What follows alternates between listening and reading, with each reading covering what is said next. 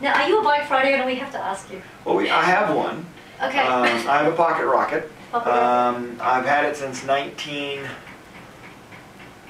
When was I traveling with the national team? Probably about 1992, I would guess. I was traveling with the national cycling team as the medical director for USA Cycling. So I had we'd be gone for weeks on end. I had my clothes bag, I had my medical bag, and a giant bike bag. And that didn't work. So Hans and the guys at Bike Friday got me a pocket rocket, which I rode all over the world with the national cycling team. Wow. And it was huge. And then I began to lend it out to all my traveling colleagues. So it has kind of come the lend out bike for my team. I'd have to say that I haven't ridden it in probably 10 years. Oh, okay, it's all right. We'll edit that out. Yeah, it's okay.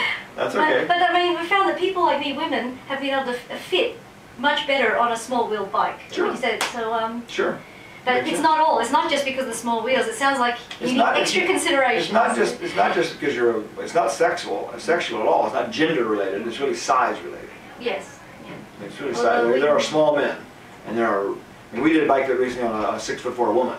Right. Oh yeah. No. Who took she pushed our limits to at the other end of things. So I think it's not about so much about gender. We think about saddles in relation to gender, and it's not about gender at all. Although the cutout in the genital area should vary a little bit from men to women, yes. But as far as size of saddle, shape of saddle, and all those things are really not gender based. It's more about pelvic width than pelvic shape.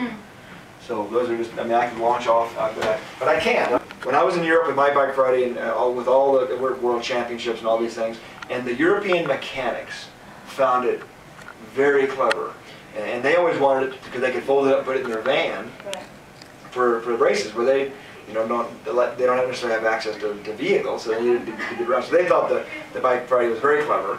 But one of the guys told me it looked like I'd lost my job in the circus.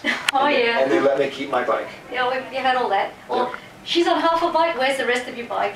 Yeah. You know. Yep. Yep. No, they're a clever machine, no doubt about it. I actually saw them in a retail setting, so non-custom. That's right. There's a small, medium, large now, as well as the custom. And he's got the fast folding ticket, and we have a Longmont dealer at Campus Cycles in Denver. So they're now being sold in... Well, I guess that would make sense. I was at the Spokesman in Santa Cruz where I did a presentation. They had them. That's one of our dealers. Yeah. Yeah, so it's getting there. Yeah. Well, I'm particularly interested, as I said, in the elder, the aging cyclists, and also people who have physical compromises, and the dwarf population, which you probably work with. No, not at all. That's a great section. They need exercise. They often have a lot. A lot of skeletal problems, right? We built a pocket rocket for a 4'6" guy so he could ride El Tour de Tucson with his 6'4" brother. They're no good. That's great. And now when we go to the conference every year, it's going to be you got to go. It's the most life-changing thing. Can you imagine being surrounded by 2,000 people, all this tall? It's life-changing. Sounds like what's the word? What was the movie? Lord of the Rings. Yep.